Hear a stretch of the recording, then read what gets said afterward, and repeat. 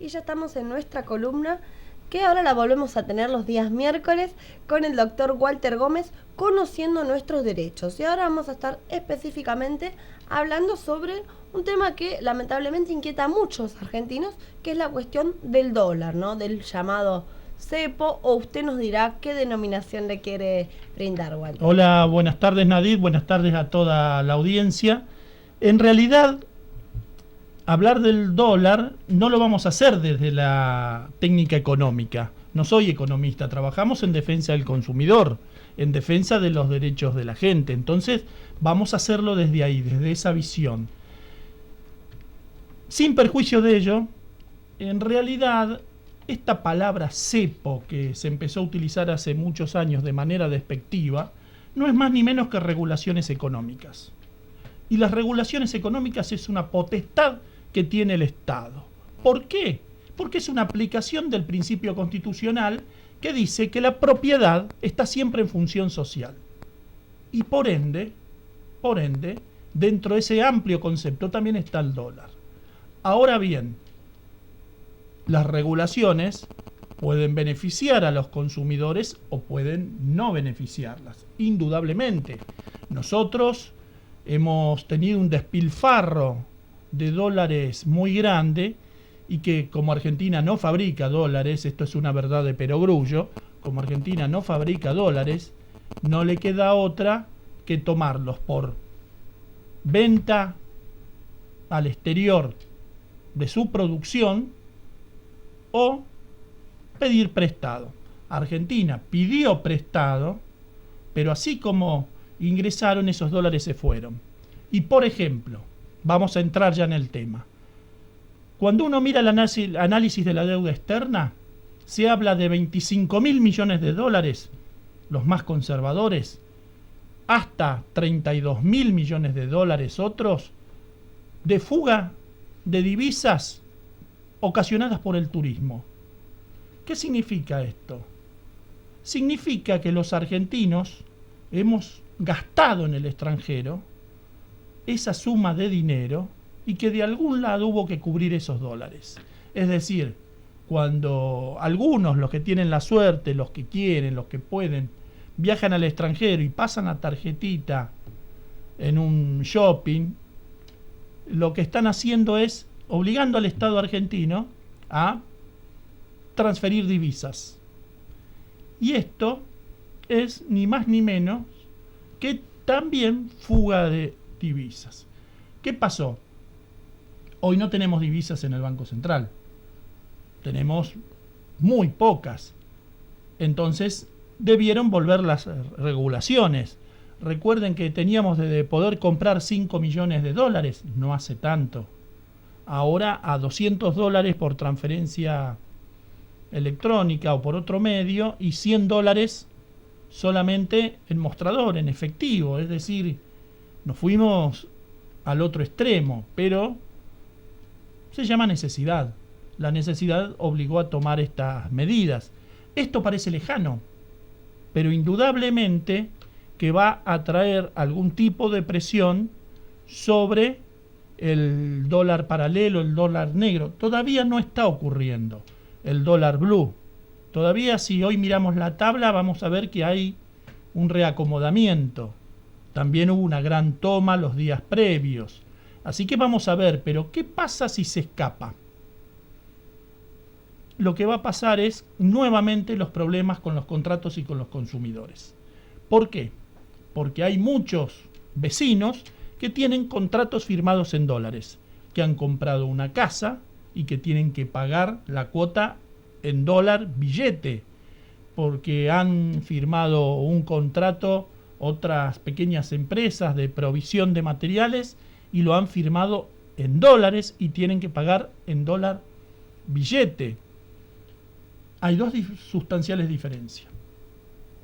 En algunos casos, el banco le va a permitir utilizar dólares y cumplir sus obligaciones. Ahora, en estos casos, los que hablé primero, si usted tiene un contrato de alquiler en dólares, si tiene un contrato de compraventa de un terreno en dólares, va a tener un serio problema.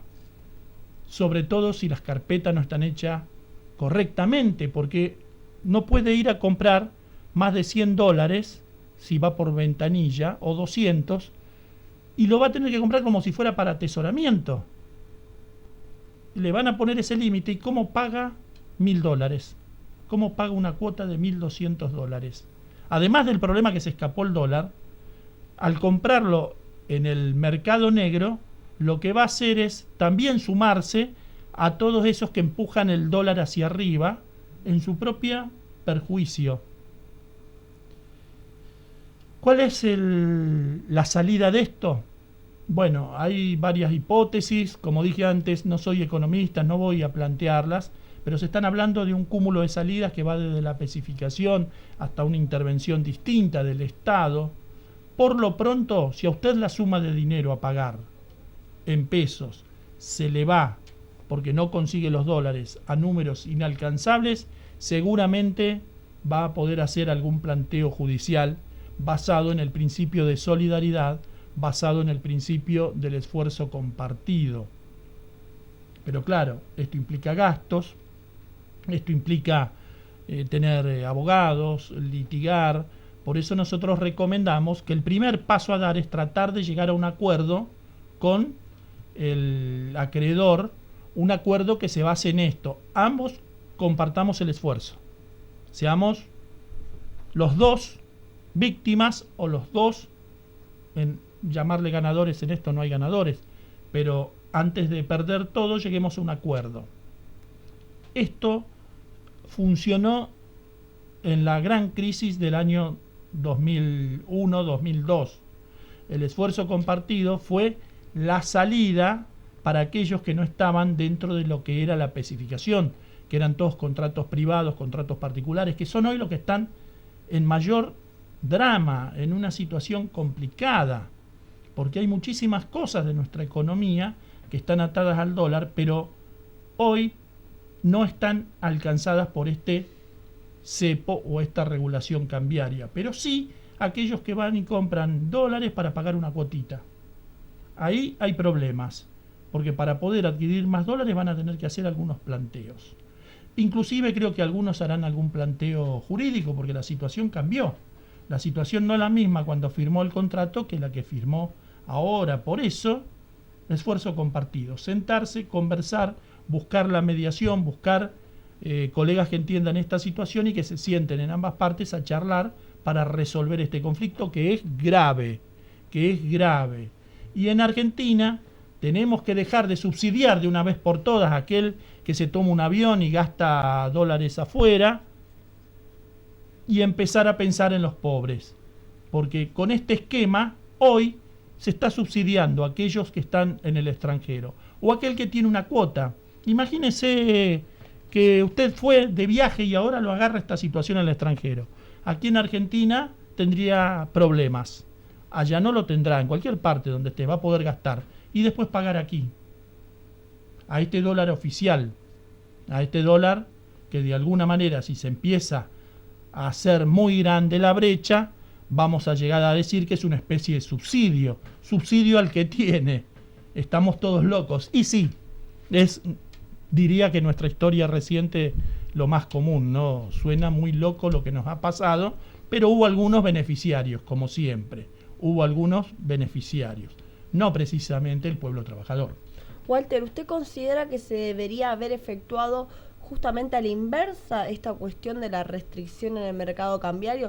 O sea, comenzar al revés, en vez de eliminar completamente el cepo y después llegar a restricciones tan estrictas como las que tenemos en este momento, se tendría que haber llegado a una cuestión intermedia, una regulación en la cual no pudiéramos comprar la cantidad de dólares que se podía hasta lo que fue este primer cepo que se conoció, por decirlo de algún modo, cepo, quizás yo nunca estuve de acuerdo con esa denominación, y lo que tenemos ahora, que es esta restricción tan importante. Eso por un lado. Y por otro lado, como usted dice, la cuestión de los trabajadores, o en realidad algún sector de clase media que pueda acceder a la compra de dólares, o las pymes que también intentan compensar estos desbalances que han tenido por la compra de insumos en un valor y luego tener que producir con otro valor.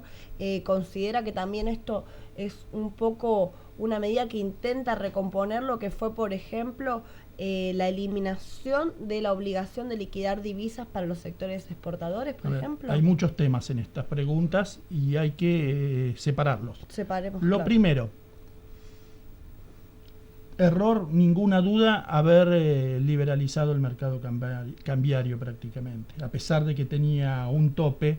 El tope que tenía, que se medía en millones de dólares, realmente no es para un país como Argentina, donde nosotros podríamos llamarse hasta un país bimonetario de alguna manera, en los hechos, en la práctica. En lo cultural porque también. Usted va a comprar un bien y ¿qué le van a decir? Esto vale tantos dólares. Va a comprar una casa, un terreno, le fijan el precio en dólares, lo primero. Eso creo que fue un gran error y afecta muchísimo después la política de comercio interior. Y la política de comercio interior es lo que todos los ciudadanos padecemos cuando consumimos productos aquí, en nuestro territorio nacional. Lo segundo, imagínese que usted pone gradualmente restricciones.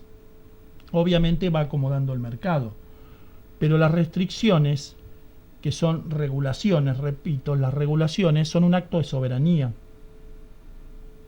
El problema es que acá es un acto de desesperación, porque no tenemos con qué responder. Si no se ponen este tipo de regulaciones, vuela todo por los aires. ¿Y esto qué significa? El riesgo de hiperinflación está ahí a la vuelta. Es más, muchos economistas, me voy a meter un poquito en el área económica ya que me llevan la pregunta, muchos economistas plantean la necesidad de extender este tipo de regulaciones. No a lo mejor en los montos, pero sí extenderlo a cómo, a un dólar turista, a un dólar para la compra de insumos básicos para la economía, a un dólar para la compra de medicamentos. ¿Esto qué significa? Que fue el dejar todo librado al azar, generó un descalabro que inevitablemente nos va a llevar a tomar más regulaciones de las que aún aquellos que estamos a favor de las regulaciones desearíamos. Porque las regulaciones, como dije antes, como acto de soberanía, son ¿para qué? Para lograr el desarrollo interno. Usted no pone regulaciones para favorecer a otro. Bueno, el no poner regulaciones favorece a los especuladores, favorece a los fugadores. En el medio hay algún sector también favorecido, el sector que viaja al extranjero. Ya dije, de la deuda externa hay 25.000 millones de dólares que se fugaron por vía de turismo y que es un desgranamiento silencioso, claro, porque nadie cree que se va de viaje al Caribe y que está fugando divisas. No está manejando grandes cantidades, como por ahí un tejimaneje con los bonos. Pero las sí Levac, fueron jugando. Entonces, estuvimos en un extremo y la situación endeble en la que estamos, que obligó a quienes no querían tomar estas regulaciones, porque usted puede decir todo lo que quiera en teoría, venir y hacer grandes discursos sobre la economía, hablar sobre la libertad cambiaria, pero los hechos hablan por sí solos y es lo que está pasando. La desesperación obliga a tomar medidas. Hay una ventaja. La ventaja es que en esta transición, si esta transición pudiera ser ordenada, pudiera ser, más allá de la foto y más allá de todo aquello que celebramos todos, tal vez podrían ir modificándose algunas cosas, porque es cierto que hay una gran esperanza depositada para después del 10 de diciembre, que no es solo del pueblo como tal en la búsqueda de recuperación de derechos, sino también de los operadores económicos, porque también los operadores económicos son conscientes de esta realidad. Obviamente es el sálvese quien pueda, pero son conscientes de esta realidad y van a tener que ajustarse.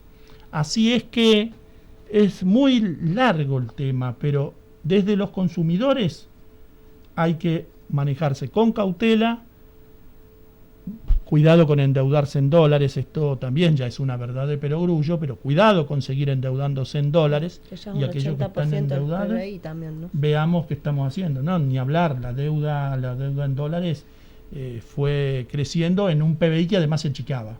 Claro, se Porque aumentó la participación de la deuda respecto del PBI en un 80%, pero como usted dice, también hubo una caída significativa del PBI. Tremenda y dolorosa, porque la parte del PBI que cayó es la parte de la producción. Tenemos Argentina parada. Vamos, a ver, para redondear, para cerrar, porque es un tema tan complejo y tan apasionante. Si usted tiene que firmar un contrato en dólares, lo pensaría 2 veces y me asesoraría bien. Si usted tiene ya firmado un contrato en dólares, trataría de, aunque hoy todavía este mes pueda llegar, ya de empezar a asesorarme y a pensar en posibles consecuencias ante la incertidumbre económica. Es el mejor consejo que le podemos dar. Empezar a pensar cómo se puede salir de esto. La propuesta es el esfuerzo compartido entre ambas partes. Por supuesto, aquel que es acreedor no va a querer, pero hay que sentarlo y explicarle y hacerle entender que más vale pájaro en mano que 100 volando. ¿Sí? Una última cosa para cerrar. Hoy es 30 de octubre. En 1983, sos muy joven, la mayoría de los miembros de este canal son muy jóvenes, pero en 1983 la Argentina votó, recuperó la democracia y gracias a Dios y gracias al esfuerzo de los argentinos no hemos vuelto atrás. Hoy es un día especial en ese sentido, sobre todo para aquellos, como en mi caso, votamos por primera vez en aquel octubre de 1983, con todas las dudas, las incertidumbres, el no saber qué iba a pasar, si nos decían que íbamos a tener todos estos años, vamos a llamarle de primavera democrática, que fue más que una primavera, lo hubiéramos estado ya festejando, pero sabíamos que había riesgos institucionales grandes. Entonces queremos saludar hoy en este día a todos los argentinos, felicitarlos por esto, pero además saludar a las generaciones que nos precedieron, que son las que sufrieron, las que pusieron la sangre, a los excombatientes que también por su lucha en Malvinas, no tengo ninguna duda, que tuvo que ver con la recuperación de la democracia, a todos los que en aquel 83 se animaron a ser candidatos, a todos los que en aquel 83 fiscalizaban, aún con miedo, fiscalizaban en las escuelas, a todos ellos felicitarlos y por muchos años más de democracia.